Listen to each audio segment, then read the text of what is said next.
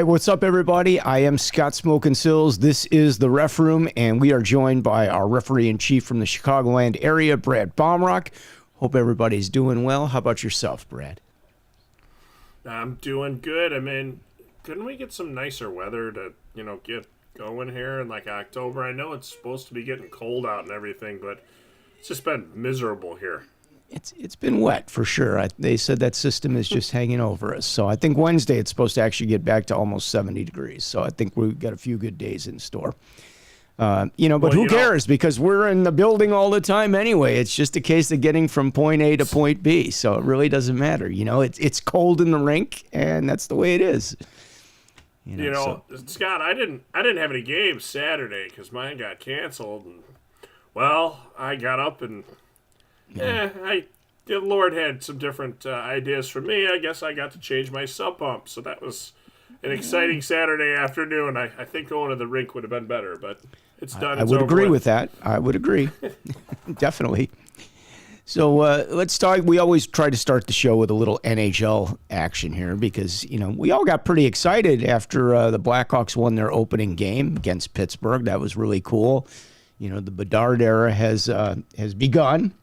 And everybody is really excited about that. Of course, the Hawks are already in the bottom of the division. But I think they're going to be competitive this year. When I say competitive, I don't think they're going to the playoffs. But I think that they are going to compete with these teams. I think you're going to see a lot of 1-goal games, 2-goal games, much better than they've been. And then we'll start to see, like, the real benefits of having some good players here. Because I'm sure they're going to acquire some people. I mean, Corey Perry is up there. Bedard's at the top of the scoring chain already. I mean, I know what are we, 3 games in? I mean, but, he's averaging like a point a game. 3 games in, but if he puts up 80 points in his first year, I'd be very happy with that. I think, that. Well, you're already like, we're at the bottom. Well, every team except for Colorado's at the bottom because they all got 1 win. So, like, calm down. The only thing that we don't have is, I'm the next trying one to get them to show that they're going to go up, I was like, I better check this because I was already on NHL and I had looked earlier today and I'm like, they're at the bottom. It's because all they got, The ratings are through the roof. The ratings are through the roof for the Blackhawks. Like, people are so excited about this. I mean, that's what I think is really cool because, the optimism is there. And, we know we got a good player. We know we got a good product.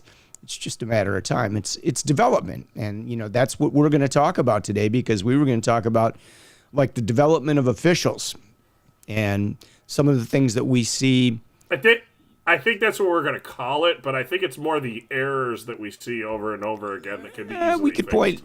We can go that route too. We can point some things out that are kind of typical that we see with newer officials, and I'm not even going to say like a brand new official. I'm talking about guys that have worked for a couple years. There's still things that they need to learn and improve on, and that's really, if you want to move up the chain and work the good games and work the higher levels of hockey, these are the things that you're going to have to know to be successful. So we'll share some of those things today, I think. And do you want to start with the first one? I think the biggest thing that a lot of referees doesn't, it even affects every once in a while a more senior referee is, when you remove a coach from a game. Who removes coaches? Who removes coaches? Why do you want to remove a coach? Why do you want to remove a coach?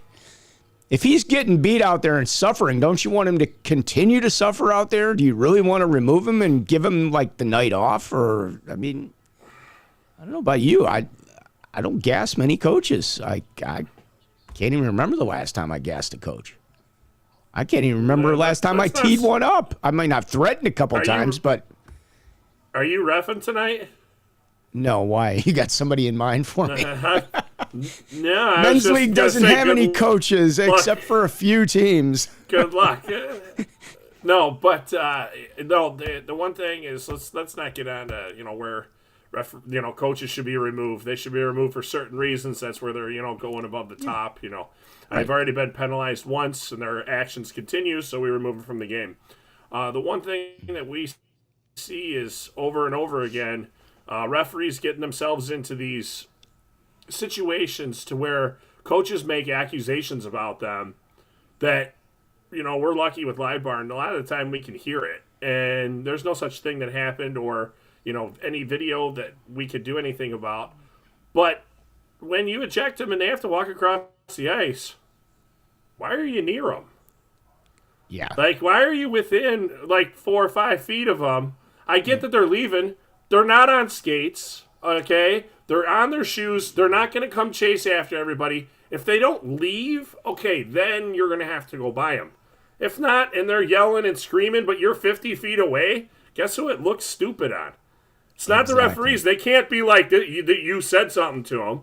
Like, if you're 50 feet away and they're screaming and yelling, everybody in the building's like, why isn't this guy just getting across the ice and leaving? But yet they're making a more of a show out of this parade as they walk across.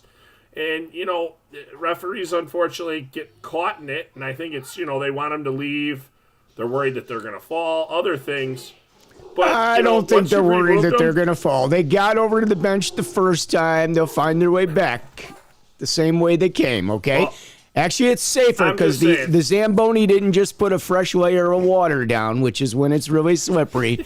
They're leaving with some snow on the ground. They can find some traction on their way out of there. So, it depends on what part of the game you're in, though, Scott. But yeah, I think that's one of the big things. Like, let them leave. Let them make a big show of it too. Let them make a spectacle of it. It makes it even easier when somebody looks at it. They're like, "Oh, apparently they did something." And girls, it's going to be on video. And, there's probably some hand gestures that are going with it. And you froze up, so I'm not hearing you. And the other thing is, too, if they're doing that, I froze up. Huh? Yeah, you froze up, but you're back. I can hear me. Okay. Anyways, moving on my screen. I don't know what's going on your side. Anyways, the one thing is, if they're going to make that spectacle getting off the ice, they obviously did something to be ejected. Like, if they do that, they've just proven their fact that they deserve to be ejected. And where they go, well, I didn't deserve it. Guess what? You did all this. Trust me, nobody's going to believe them at that point. But, I mean, just let them get off the ice. Stay away from them. Just let them make a mockery of it. Don't bait the coach, all right? You've already – obviously there's a situation there that's going on. You don't know. He could be doing it to motivate his team. He could be upset with a call. There's always going to be something that leads to this situation. The last thing you want to do is throw fuel on the fire. Don't put gas on the fire. Mm-hmm. I mean, that's really what it comes down to. Remember, we need to be professionals out there. So, our demeanor should be a little more calm and relaxed. You're not going to win. There's no win in that situation. You're not going to be able to go bait him. You're not going to be able to go get in his face. You just don't want to do that. I mean, let it go, and your chances are you're probably going to see the guy again. You're going to work those games again. There's going to be days where, you don't know, he could have had a bad day. Something could have happened. Something's on his mind. He'll get over it, but you don't want to burn that bridge, the relationship that you may have working those games in the future. So I guess that's a big piece of advice I would give at this point. I think the more calm you can remain in that situation, I think the better you're going to come out of that situation. And I think the coaches will have more respect for you too down the road. They'll realize, like, yeah, maybe I kind of lost my temper there and it happened. And, don't be surprised if they come up and give you an apology the next time they see you, or maybe it'll be 2 games down the road that you see them. But eventually, if you're cool about it, it'll work itself out. That's my best advice to any official. And that's if you're a new official or even a grandfathered senior official and you've been around, that's still my best advice. Yeah, and, like you said, sometimes people just have a bad day. Absolutely. It is what it is. And like you said, treating disrespect with respect is always the high road to take it. Yeah. And if you do it, guess what? Everybody else sees it. And even if that coach doesn't apologize to you, guess what? Somebody else might say something to him afterwards that may get him to think about it next time. So, Exactly. best way to react is keep calm. I'm with you, Scott. The coaches are professionals too. They're, the majority of them that we see are being paid to be out there. Okay.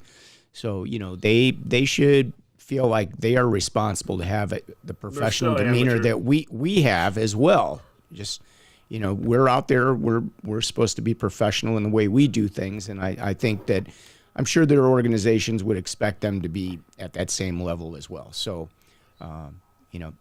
take the high road if you can. So I'm going to leave it on that one, and let's talk about a couple other things. And in terms of the development and temperament of the officials, we see a lot of things, even from seasoned officials, that they do on the ice that they could do differently or better. I get certain things work for certain people. I mean, it may be as simple as a face-off, presenting the puck versus putting it down the proper way that USA Hockey would like you to put the puck down. Is there a right or a wrong way? Technically, yes, there is. But the bottom line is you can get a good face-off and you could be consistent, and, that's what you should be striving for. And that's something that's just like really basic. And that goes, we do have officials that present the puck. At the higher levels of hockey, you're expected to present the puck. And so some people are just very good at that. Others, it's different for them because they're used to coming down and out from the waist like they're supposed to, in that situation. So something that simple. I mean, what's your thoughts on that? Like, do you care if they go with presenting the puck versus not presenting the puck? So you're not supposed to present the puck in a USA Hockey game. Right. And if you're presenting the puck in a USA Hockey game, you are actually doing the teams that you're refereeing a discredit.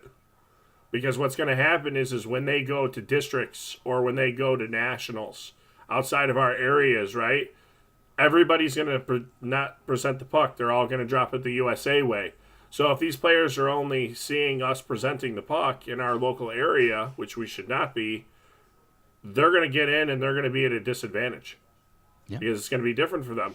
So we need to remember that from the officiating side, that we're actually getting these players prepared, whether we think about it or not, for national championships or regional championships, which, come after our state finals. So we should be striving to do everything to the T that USA Hockey has in order to get the players prepared for it. And a face-off is a big thing. And, there's a lot of goals scored off face-offs. Games are won and lost at the face-off circle, especially at the higher level at the the nationals. It's a big thing. Like, the better you are at putting the puck down, the better your chances are of being able to work those big games because it's huge. And we had a seminar here in Chicagoland yesterday.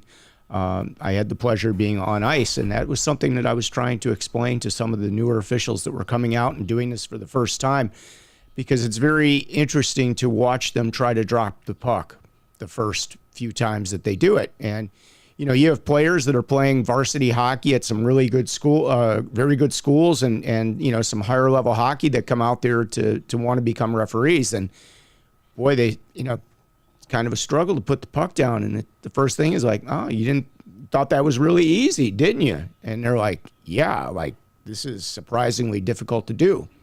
But to put a puck down, consistently flat and between those sticks is a task. It's a learned skill, I guess you could say. I think the players that do come to one of these seminars have a lot more respect for the referees and what they do after they go through some of the training for an hour on the ice or hour plus and kind of see like some of the different things, that they just take for granted as players because they're seeing good officials. But it comes down to, even, the way you look on the ice, the way you carry yourself. And I'm going back to that, being professional that we were just talking about, because it's more important than you'll ever realize. And, I've said this over and over again on the show, and that is if you look the part, you don't have to try to convince everybody that you're a referee. Only your bad calls or bad habits that you have will show that you're really not a seasoned referee or whatever, or a skilled referee. So, I think the one thing you're going towards, Scott, is like, I get where like somebody has to sit down to retie a skate or something that. Or like it's 10:30 beer league, okay? We're not going there, but in a youth game, the referee shouldn't be sitting in the scorekeeper box during the warm-ups. Yeah.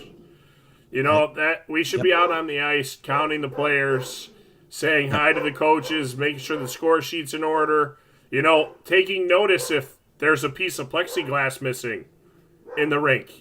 Maybe we should figure that out before we get through the warm-ups. Should we be out here at that point? Is there any kind of trash or litter sitting on the boards from the figure skaters?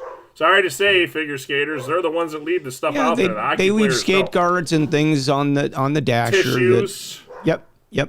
They're And it's water not, bottles, they're not doing it on all kinds of purpose. stuff. Yep, it's they just forgot about it, or they figured the maid will be there to clean it up after they finish the session. Is that what it means? Is that what referee means in Swedish? I guess. Maid? Maybe. But yeah, I think that's where you're going with it. Just stuff like that. I mean, also, trying to skate hard between whistles. Like that's not a big deal. Or the referee that never leaves the blue line to come in at a whistle. The top referee. Every time their partner blows the whistle, they never, ever come in. It doesn't matter what's going on. There could be 5 players punching each other. They're not coming. They're concrete. And this is something that I see with some of the newer officials. And when I say newer, I'm even talking like level 2s and beyond. The people that have done a number of games. Frankie is having a meltdown over something. I'm sorry if you're hearing her in the background. I can tell. Yeah. But, you need to be looking at player. Let's say you're not conducting the face-off. Your partner has an end zone face-off. He has the puck. He's down in the corner. And you're like looking down at the ice. You're looking everywhere except at players. Like, I saw a situation yesterday where the coach had a question about a line change. There was a little discrepancy at a line change. One of the officials went over and he was talking to the coach, and the other official was over at the face-off dot in the end zone. And, he's there. Great. But then he decides he needs to go join that conversation. And he goes over to the bench. And now we have 2 officials that are focused on the coach, not looking at players. Now, fortunately, this wasn't like, a hardcore U18, I hate this team, and we've had problems all night long. So 2 of the players now start playing pass the puck back and forth, while both of the guys are over at the bench. Nobody's paying attention. It's like, guys, I mean, somebody, if you're going to go over and join that conversation and you're not the actual participant in that conversation, you want to go over, which is a good idea sometimes to go over and hear what's being said, but don't turn your back to the players. Turn your back to the coach and just listen, but watch the players. You don't want to have a 2-man system and you've got both officials looking in a different direction. To the players. Yeah. Yeah, and, Scott, there's ways to even skate over to that situation where you can turn your body and make sure that you're always looking behind you, skate over there. Wheel by, get your partner, and be like, hey, this ain't going nowhere. Let's go. Yeah. Get in, get out, and then come back. To have a 5-minute discussion over a line change at a not even a high-level game, like, that's crazy, guys. Like, get it together. If address it with the coach. Like, hey, if you want to have the last line change, then hold your players to get the last line change. But the officials, even in a 2-man, now you don't usually have the arm up in a 2-man system. The person that's dropping the puck should be looking to see if they've changed lines. If the teams have changed lines and everybody is there, that's when you blow your whistle, and that's it. And if the coach tries to send somebody out again, That's when you stop them. And if you have to, That's you the give them a high warning. referee's responsibility. Yep. Yeah, but I'm just saying that's where you kind of, draw the line. Like, okay. And then you could tell them, hey, if you want to get that last line change, you're certainly entitled to it. Just hold your players and just know. But, if you got a guy that's sleeping on the bench, like we've said before, there's once one player comes over the boards and everybody else is asleep over there, the line change is complete. That's it. Because I sent back offensemen last night in a varsity game. They threw those D right away, and the other team was just changing, and then all of a sudden they're going to throw their 3. I'm like, no. You guys already threw your 2. It's like Las Vegas, no string bets. They went right back. We had no problems, no issues, but the second it happened, bam, okay, we're done. We're not going to be doing this. And it was like, sorry, it happens. Like, I get it. Plus, I see the team's point of trying it. I do the first time. After that, I don't. But I see it once. I get it. See if we're paying attention. See if you slip one by. Maybe get a freebie. As long as we're on the subject of that, where we're talking about the line change, let's talk about the timeout. Okay? If you are a coach and you want to call your timeout, you let the official know, and the official will give you your timeout. But you need to do it before your players are all lined up at the faceoff circle. You need to do it at the stoppage. Like, the stoppage Okay. goes, and you need to be trying to take your timeout. Right. You're not changing. Once you've started your line, once you've completed your line change, it's done. You're done. That's right. Okay, now let's go a step further. You can't have one team takes the timeout and everybody comes to line up. You can't turn around and the other team call the timeout.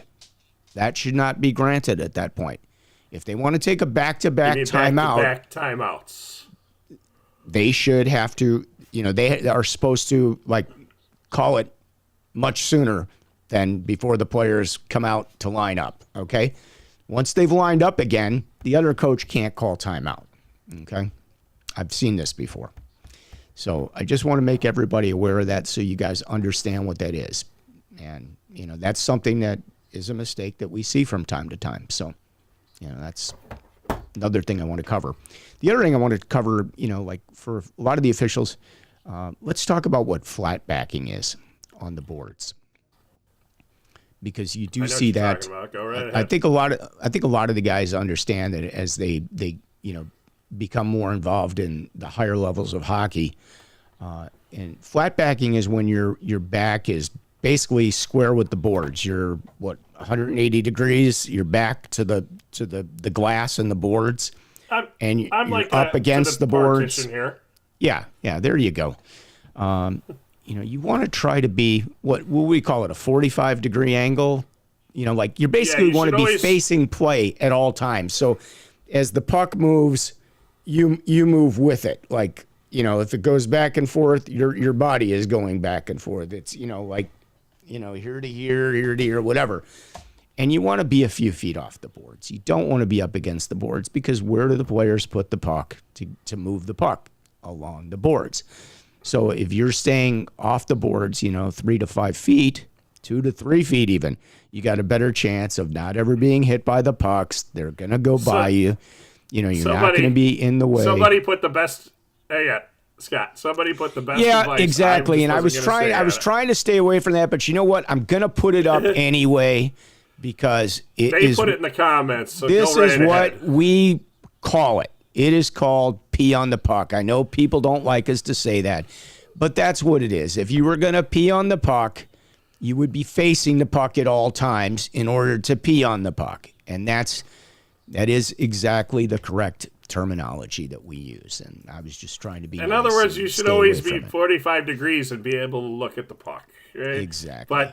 But that's an old school term, and I remember I heard that when it was like my second year of refereeing, and one of our senior referees, and they were all excited to say it too. Let me tell you, they were fired up about this, but that's what it was. I learned that a long time ago. That's the term I know, and Well, it's I a can relate different to. term. We're just cleaning it up here, but Yeah. So we'll call it the 45 degree. But, it's being able to face. It allows you to get out of the way of things. It's much safer for you as an official on the ice, and better for the players too. All right. So that was one of the other things. I also want to talk about, I see a lot of newer officials. When you have an icing situation, two things. Let's talk about this. You should be moving up the ice. Okay, you're down in the defensive. Hang on. Okay. The back official. The back You're official. Talking about the back official. Yes, I was going to say, if we're in the defensive zone and the player has the puck in his own zone and he fires the puck down to get rid of the puck, you should be moving up the ice with play. Or plays Correct. moving up and somebody fires the puck before maybe they haven't even crossed the blue line. They want to get an icing. They want to get a whistle. But you should be moving up, because if your partner has to wave that icing off, you're out of position. You are now, 150, 100 plus feet away from where you should be if play resumes, and that happens. That bang bang play at the blue line, that's where you get caught.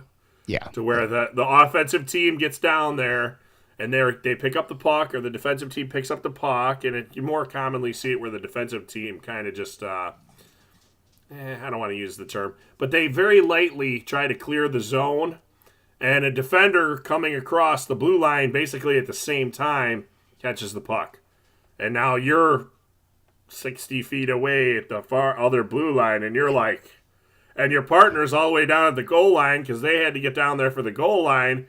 So now it's like right in the middle of both of you, and it's like, somebody better just call something. So, but to avoid that aggravation, if you follow the play up, you don't even have to skate very hard. To be honest with you, I mean, so I'm with you, Scott. You definitely got to follow it up, but I just wanted to make sure we clarify which guy. And the other thing that we see, and I'll say probably for some of the newer officials again, the whistle and the hand don't go together. Okay, when I say that, I mean you don't blow the whistle and raise your hand at the same time. You are your arm. You are going to blow your whistle, then raise your hand. It's a safety issue for you out there. You don't want to be throwing everything up at the same time. It's just blow your whistle and then raise your arm on an icing. If you're the front official. I watched a lot of people. It shouldn't be up beforehand, because what happens if it doesn't make it? Right. Now you're just standing there with your arm up. You do see some officials that start putting their arm up, as the front official, and it's like that's not it. If you feel your partner should have put his arm up, turn back, point to him, give him a little pointer, a little thumbs up, like, hey, raise your arm. We got an icing. Yeah, hey. We got You're working as a team out there. So, your partner may very well be watching two players that were interacting with one another, and you're, like he's checking a situation, and you see, they didn't quite cross the red line or whatever. This should be an icing. Give him a point, give him a thumbs up, whatever works for you. Your partner should know what to do at that point. And then if you're the back partner and your partner looks at you like that, put your arm up. That is what the signal is. And here's the worst. Here, hang on. The worst thing that can happen, okay? Let's say you misinterpret whatever the heck they're doing as the front official, right? Worst thing that happens is you put your arm up and they wave off the icing. Nothing bad happens in the outcome of this. The only thing that bad can happen is if you totally ignore them and they don't blow the whistle, because they're like, oh, they never put their arm up, and now you're just both totally lost. But I have seen it to where I've done something as the front official, but I didn't mean to. I pulled my hand up to go around a guy or something like that, and all of a sudden my back partner thinks that I'm pointing, and I put their arm up and I wave it right away, and then afterwards they're like, what was that? I go, I wasn't trying to tell you to point. Sorry, I went around that guy and he almost hit me with his stick. I get it though. And he's like, it's fine. It's no big deal. We waved it anyway, so it's not like it hurt anything. Yeah. That's the other thing. I guess that will bring us to our next topic, and that is looking at your partner. If you are refereeing, you should be watching your partner almost as much as you watch the game. You need to know where your partner is at all times. At all times. Yeah, it becomes second nature. Yeah. And, the more you do this, I mean, if you're like a really new official, it is overwhelming the amount of work that you are going to do before you even start the game. Like, how do you go and do the roster and count the players and check the nets? And, they put 3 minutes up or they put 5 minutes up on the warm-up clock. And, like, we're going to do all this stuff? Yeah, after you get this down pat, it takes like a minute and a half. You're good to go. Like, you will get really good at this, and it happens fast. But when you're a new official starting out, it's overwhelming, like, that we're going to accomplish all this in this short period of time. So things do get easier as you move forward as an official, and you do it spaced repetition. You get very comfortable with it. So you can start a game pretty quickly, which is obviously, great. It gives you a couple seconds to go over and chat with the coaches and, play nice with them to start, get off to a good start with everybody, be on, happy and good rapport. That's another thing that, it's okay to smile out there, guys. Smile. Look like you might enjoy yourself being out there. You don't have to be, scowling the whole game. There's times where you're going to scowl. I get it.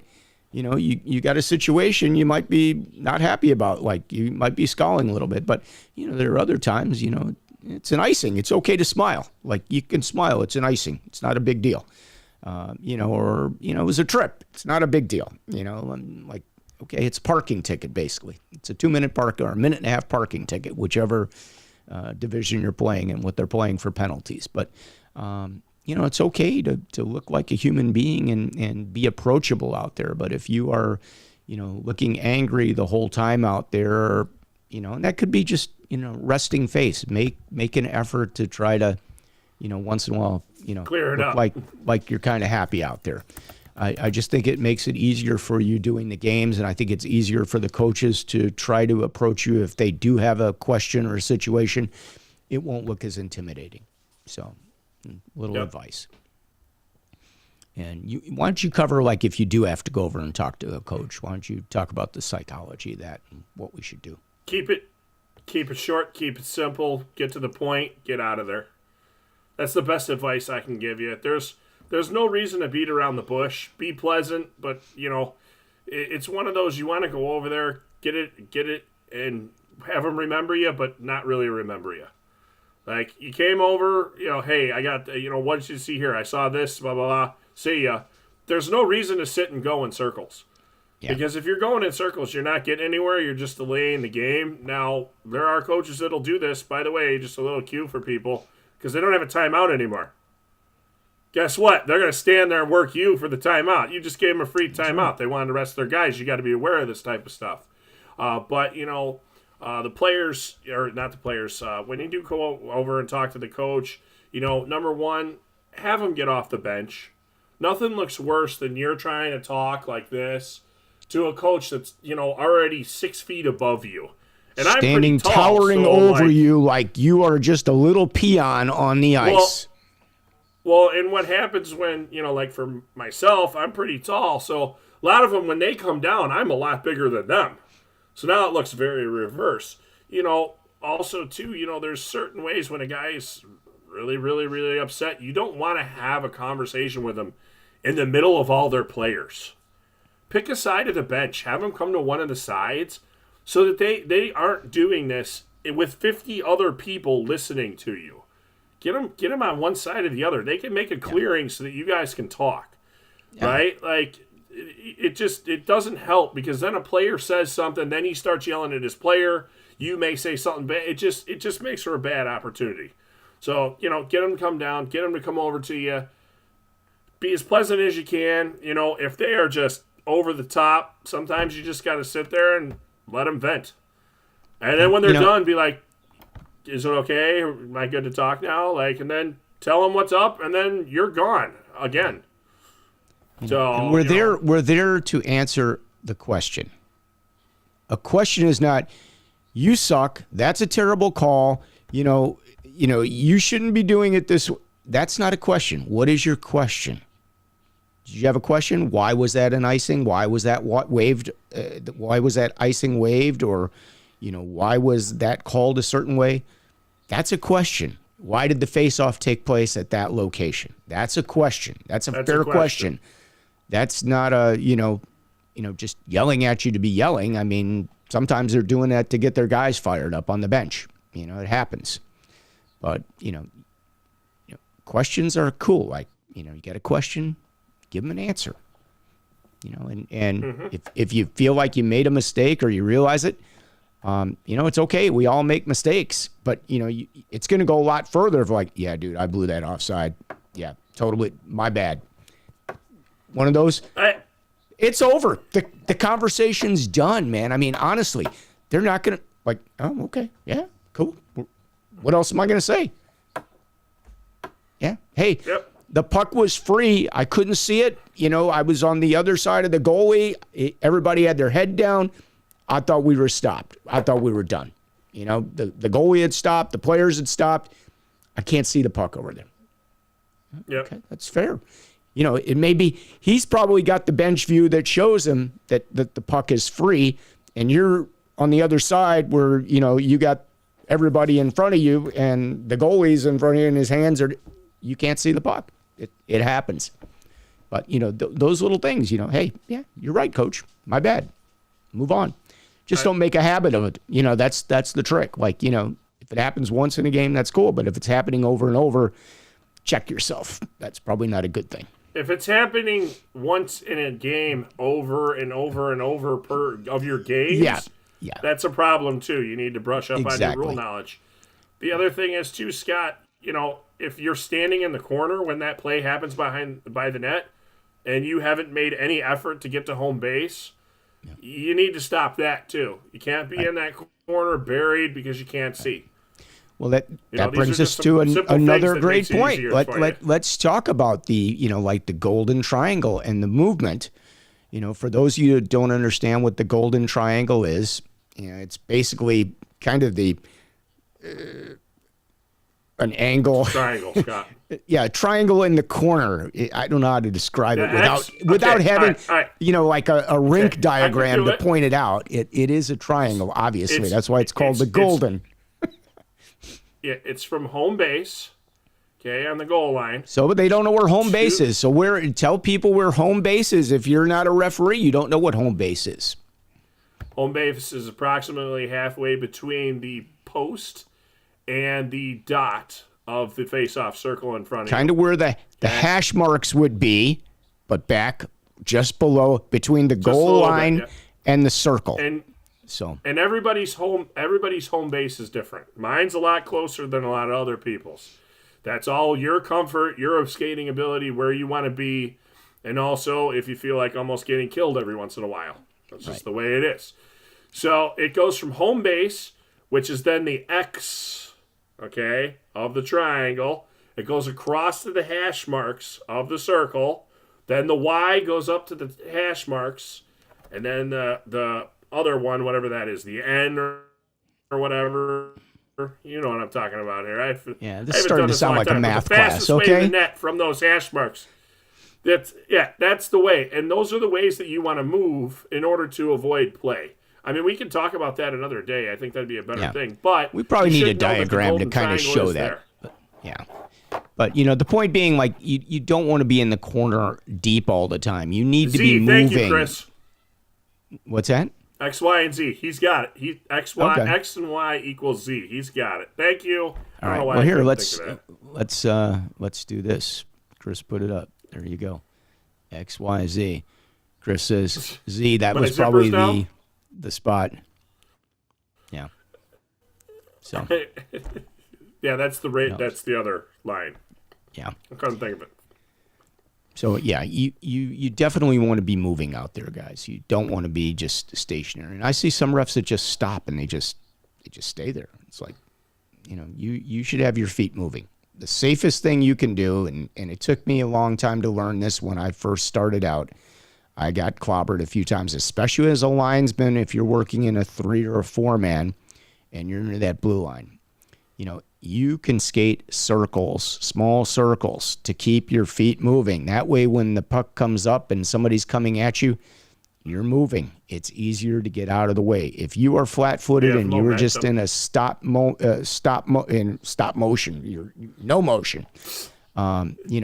It's really hard to get those legs going and get out of the way of two guys that are in, full stride coming at you. So, that's another thing that we see with a lot of the, newer officials, quote unquote. All right. So where do you want to go from there? We can keep going with this. I mean, this one thing leads to the next. Enough tricks for today. We'll keep stuff for the next show, Scott. All right. The one thing I do. Oh, go ahead. Let's just say hello to a few people. I know a few of these comments have been up for a while and we didn't get to them. Facebook user. Facebook user, because you didn't click. You see the little thing there that you click that we put in right before that comment? All you had to do is click that, okay? Had a coach get on the ice to dispute a call last week. Well, that shouldn't be happening. You want to address that, Brad? Then he's getting off. Yeah, you're getting off the ice. Have a nice day. Exactly. See you later. Coaches are not getting on the ice to dispute calls. Yep, that's exactly right. It's hockey season. Yes, it is. How often do refs have terrible relationships with specific coaches or players? Like things are bad on a personal level. I would certainly hope that's not the case. I mean, if that's the case, you should probably check yourself, or you probably should not be putting in or requesting those games.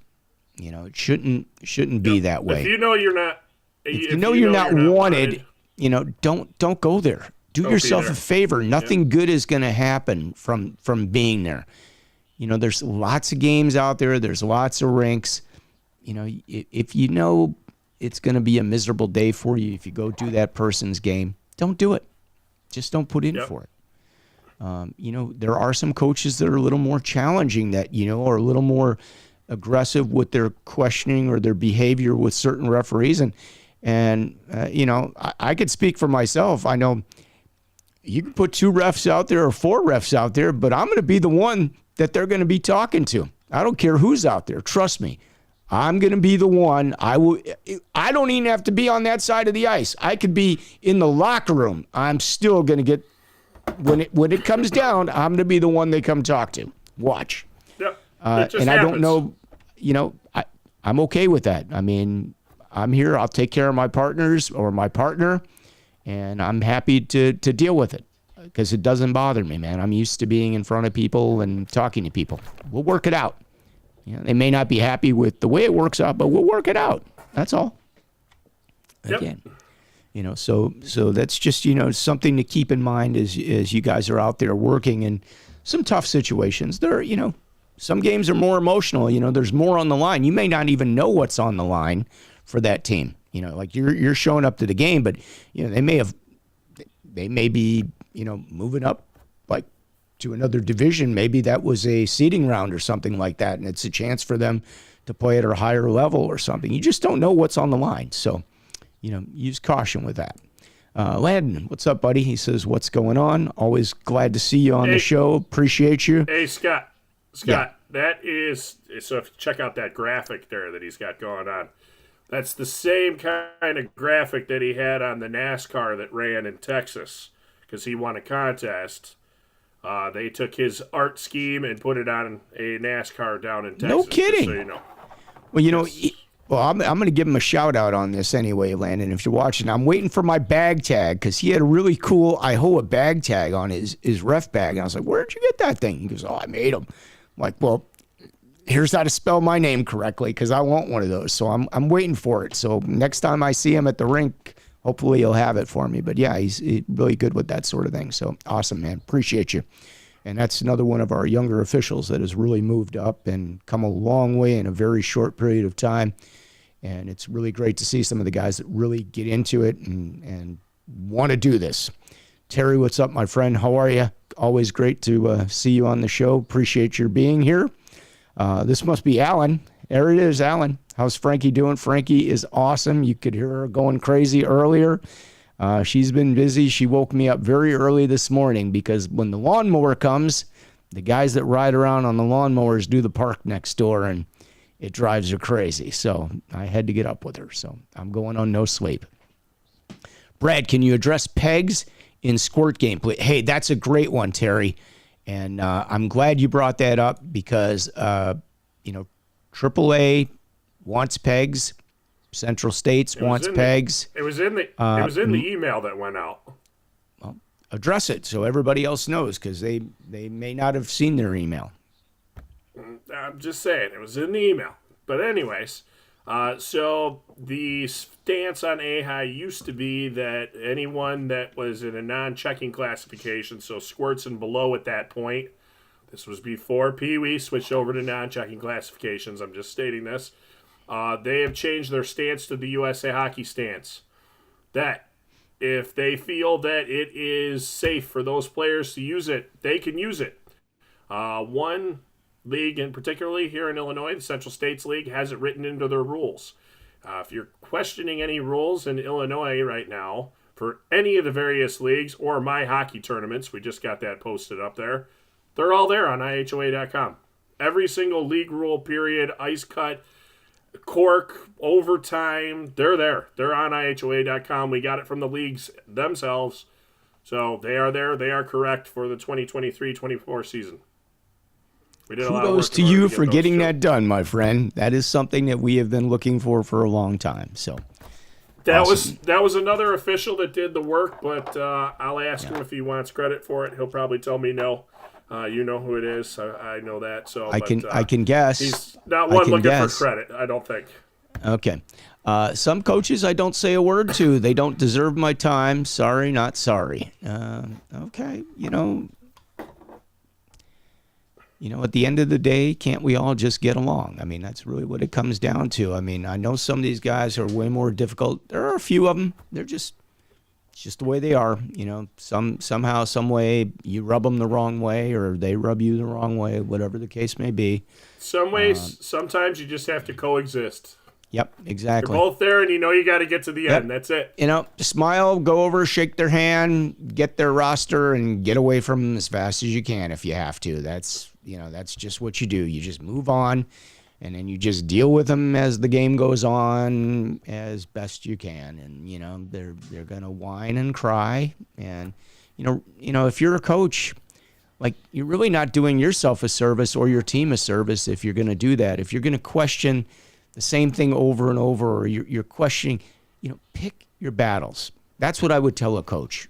I mean, if you felt there was an icing that got waved off, there was probably a reason why it got waved off. Not because it was midnight and everybody wants to get to the bar to have a beer. It's because, you probably had a player that wasn't skating to the puck. And, if you're a linesman and you have that situation, just call it out so people can hear you. No, he's not skating, and wave it. So everybody knows why you're waving that. Not because I want to get to the bar and have a beer. It's because, there's a reason why. So communication goes a long way. And sometimes that will help you in that situation with some of these coaches. There are coaches that, honestly, it's sometimes it's a little discouraging, but you have coaches that don't know the rules for the league that they're playing in. It's the bottom line. They don't know the USA Hockey rules. Had a coach the other day, and I like the coach. I see him. We didn't have there was no issue the whole game, but there was a shot off a crossbar, and the puck went out of the arena, and we went down and put the puck inside the zone for the faceoff, right where it's supposed to go. But they're screaming why is the faceoff? Why isn't it outside? Well, that rule changed a number of years ago. And I went back over to explain it to him, and then one of the kids on the bench probably took the referee training because he was like, yeah, that's exactly where it's supposed. And it's like, oh, okay. But you had three coaches screaming over a face-off location, and they didn't know where the face-off location should have been. And I get that, but you should know something that's kind of that basic. Some of the basic rules, the coaches should kind of know if it's USA Hockey. There's still coaches that think that it should go to center ice. I know on an icing. I know. That changed when I was 20, 21. Yeah, I'm 40. I've been doing this for 13 years. It's always been, the last play face-off location. So I mean, I'm waiting for somebody. I know it'll eventually happen, and I can't wait to be there for the day that it happens, to where a puck goes through the crease and they want us to wave it, because that used to be the old thing. Yeah, I remember. I do remember that. Crease. Yep. It was a waved icing, but now it's an icing, and that changed at the same time. So I'm hoping that someday somebody does it for me. Chris says, "How about my question? What was your? Did I miss your question, Chris? I don't think I." He put in a thing about Chicago teams. We're not going to even go anywhere near that. Oh, okay. All right. He also said, "I request coach to have all his games to teach him." No, not a good idea, Chris. You don't want to do that. It's not, avoid, again, like I would tell coaches, pick your battles. And I would tell another referee, pick your battle. Like, don't go where you're not wanted. I know this from being in like the nightclub business. Like, if the club doesn't want you to be in there, don't go there. Nothing good can happen. You're not going to get a good experience. If they've told you you're not getting in the club, guess what? You're not getting in. Don't just leave it alone. There's other places that will welcome your money. Just go there. You don't want to be there. It's the same thing. Lots of other games, lots of other coaches. Pick somewhere else. Don't take it personally. Somebody might want you there. Pick somewhere else. Terry said had a gong show on the weekend. Congratulations. I hope you enjoyed that. And he said, Brad, it was buried way deep. Not sure what that meant, but probably the gong show. Coaches don't know. Yeah, I mean, it does happen. Like that is, that's something that we covered. So that's just a few things that we thought we'd cover today for those of you that, are maybe newer or, struggling with certain things out there on the ice, things that we kind of see over and over if we're coming to watch one of your games. So, take the advice, heed it, use it what you can, and, work hard out there. That's the other thing. Hustle. Remember, we shine between whistles. Hustle goes a long way. Yeah. Coaches see, you return an icing full speed. Coaches notice that. They know you're working out there. You're communicating, you're working with your partner, you're moving up and down, you're getting around the ice. Coaches notice that. They appreciate that. They know you're making an effort. And they're going to be less likely to ride you. If they think like, oh my gosh, this guy, he's sitting on the boards between periods, he's leaning up against the boards during play, he's not paying attention to any of the players and what's going on. Yeah, they're not going to be happy with you. And that can be turned around real fast just by, making those things, the effort that we talked about today. So with that, thank you all for watching. We appreciate you. We do this every Monday from Chicago at 5:30. Where else can you go and actually get to the referee in chief for your district, or even if you're out of district, you can get your question answered right here. The man is here with us, so join us. We do this every week, 5:30 p.m. With that, take some more games. I can't believe it's already almost time for. Did you get your games yet for November, CCM buddy. weekend?